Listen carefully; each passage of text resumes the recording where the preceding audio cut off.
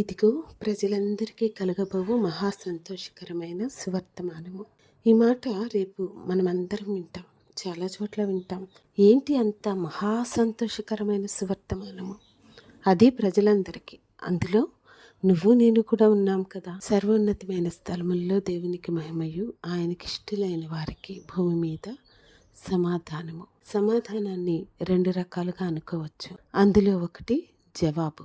అవును, నీకు నాకు ఉన్న సమస్య జవాబు దొరకకపోవటం. పుట్టినప్పటి నుంచి చనిపోయే వరకు శారీరక, మానసిక, ఆత్మీయ, ఆర్థిక ప్రతి అవసరతలో నీ జవాబు యేసుక్రీస్తు. ఈరోజు నీ హృదయంలో ఎందుకు అని ఏ ప్రశ్న ఉన్నా దానికి జవాబు ఖచ్చితంగా యేసుక్రీస్తే.